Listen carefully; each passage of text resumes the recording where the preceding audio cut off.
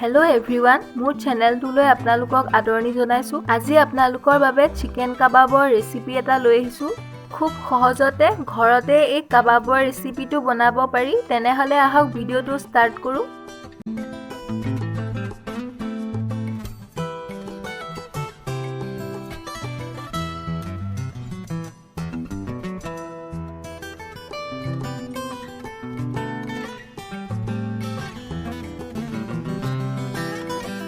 ৰেচিপিটো বনাবৰ কাৰণে প্ৰথমে মই কেৰাহী এখনত 3 কাপ পানী দি লৈছো। এতিয়া মই ইয়াত 1 কাপ চানা দাইল লৈছো। দাইলখিনি মই ভালদৰে ধুই ইয়াত দি লৈছো। আপোনালোকে যদি বিচাৰে তেনেহলে দাইলখিনি আধা ঘণ্টা মানৰ কাৰণে তিয়াই থৈ দিব পাৰে। এতিয়া ইয়াত মই 1 কেজি চিকেন লৈছো। চিকেনখিনি মই অলপমান হালধি আৰু নিমখ সানি 10 মিনিট মানৰ কাৰণে থৈ দিছিলো। চিকেনখিনিও ইয়াতে দি লৈছো। আপোনালোকে কাবাবখিনি বনাবলে বোনলেছ চিকেনো ব্যৱহাৰ কৰিব পাৰে। মই ইয়াত চিকেন উইথ বোন ব্যৱহাৰ কৰিছিলো।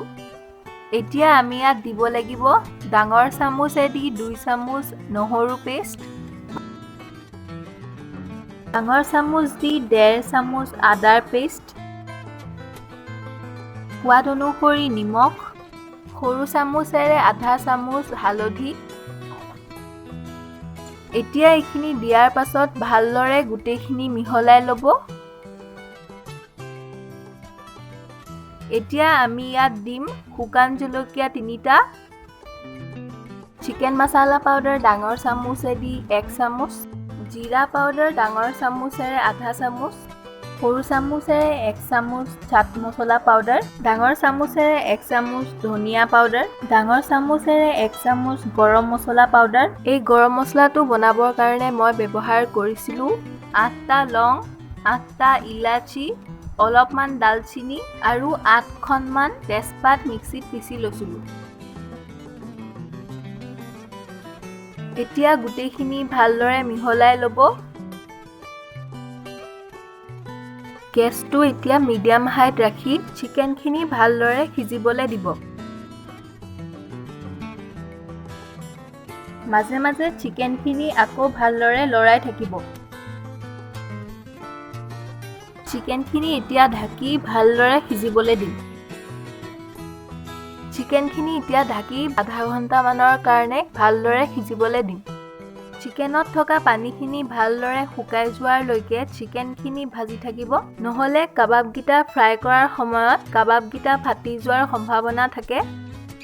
আপোনালোকে এই কাবাবটো বনোৱাৰ সময়ত চিকেনখিনিৰ লগত আলু কাটিও দি দিব পাৰে। চিকেনত থকা পানীখিনি এতিয়া শুকাই আহিছে।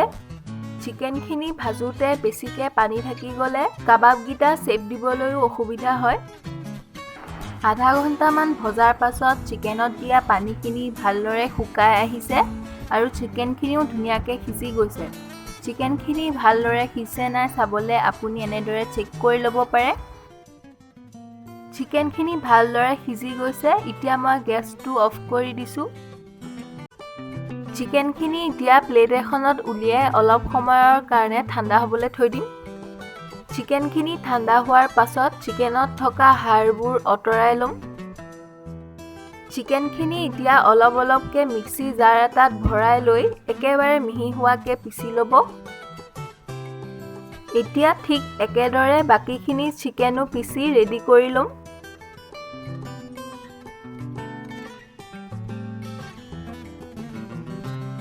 এতিয়া ইয়াত মই 2টা ডাঙৰ চাইজৰ পিঁয়াজ, 2টা সৰু চাইজৰ কেপচিকাম, অলপমান জলকীয়া সৰু সৰুকৈ কাটি লৈছো। আপোনালোকে যদি বিচাৰে তেনেহলে ধনিয়া আৰু পদিনাও সৰু সৰুকৈ কাটি দি ল'ব পাৰে। এতিয়া এইখিনি দিয়াৰ পাছত ভালদৰে গোটেইখিনি মিহলাই ল'ব। এতিয়া ইয়াত মই ডাঙৰ চামুচেদি 1 চামুচ আদা আৰু নহৰু পেষ্ট দি লৈছো। এতিয়া এই গোটেইখিনি ভালদৰে মিহলাই ল'ব। গোটেইখিনি যিমান পাৰে ভালদৰে মিহলাই ল'ব, তেতিয়া কাবাবগিটাৰ শেপ দিবলৈও সুবিধা হয়।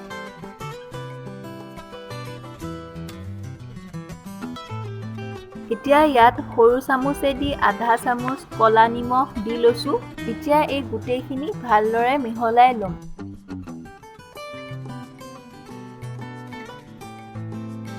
এতিয়া কাবাবকেইটা শ্বেপ দিবৰ কাৰণে হাতত অলপমান অইল লগাই ল'ব। তেতিয়া কাবাবকেইটা শ্বেপ দিবৰ কাৰণে সুবিধা হয়। এতিয়া কাবাবকেইটা আপোনালোকে যিদৰে ভাল পায় সেইদৰে শ্বেপ দি ল'ব পাৰে। মই ইয়াত কেইটামান কাবাব গোলকে আৰু কেইটামান কাবাব দীঘলীয়াকে ৰাখিম। এতিয়া ঠিক একেদৰে বাকীকেইটা কাবাবো শ্বেপ দি ৰেডি কৰি ল'ম। এতিয়া গোটেইখিনি কাবাব ৰেডি হৈ গৈছে। এতিয়া এইখিনি ফ্ৰাই কৰিবৰ কাৰণে ইয়াত মই 2টা এগ লৈছোঁ। আপোনালোকে ডিম নিদিয়াকৈও কাবাবকেইটা বনাব পাৰে, কিন্তু এগ ব্যৱহাৰ কৰিলে কাবাবখিনি ফ্ৰাই কৰাৰ পাছত ড্ৰাই হৈ নাযায়। কাবাবখিনি বহু সময়ৰ কাৰণে সফ্ট হৈ থাকিব। এতিয়া এইখিনি ভালদৰে ফেটি ল'ব। সাইডৰ কেৰাহীখনত কাবাবখিনি ফ্ৰাই কৰিবৰ কাৰণে তেল গৰম হ'বলৈ থৈ দিছোঁ। তেলখিনি ভালদৰে গৰম হ'বলৈ দিব। এতিয়া কাবাবখিনি ফেটি থোৱা এগখিনি দি ভালদৰে কাবাবৰ দুয়োটা সাইডত সানি ল'ব। তেলখিনিও ভালদৰে গৰম হৈ গৈছে। কাবাবখিনি আমি এতিয়া ফ্ৰাই কৰি ল'ম। গেছটো এতিয়া মই মিডিয়াম ফ্লেমত ৰাখিছোঁ। গেছটো মিডিয়াম ফ্লেমতে ৰাখি ভালদৰে কাবাবকেইটা সিজিবলৈ দিব।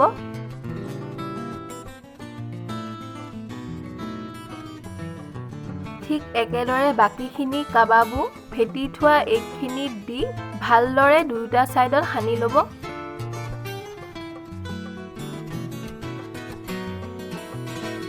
কাবাবকেইটা ফ্ৰাই কৰাৰ সময়ত একেবাৰতে বহুখিনি কাবাব কেৰাহীখনত দি নল'ব।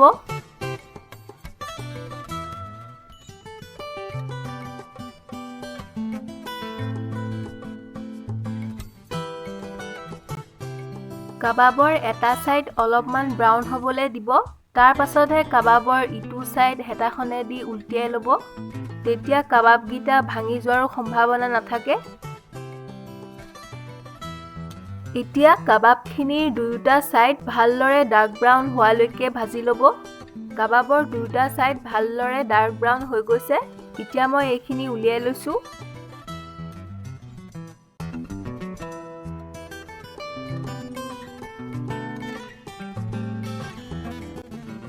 কাবাবকেইটা এতিয়া মই পিঁয়াজ আৰু নহৰুৰ চাটনিটোৰ লগত চাৰ্ভ কৰিছোঁ।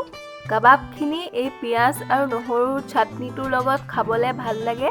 এই চাটনিটোৰ ৰেচিপিটো মই ওপৰৰ লিংকটোত দি দিছোঁ। আপোনালোকে এই লিংকটোত ক্লিক কৰি ৰেচিপিৰ ভিডিঅ'টো চাব পাৰে। ভিডিঅ'টো চোৱাৰ বাবে ধন্যবাদ। আকৌ লগ পাম নতুন এটা ৰেচিপিৰ ভিডিঅ'লৈ।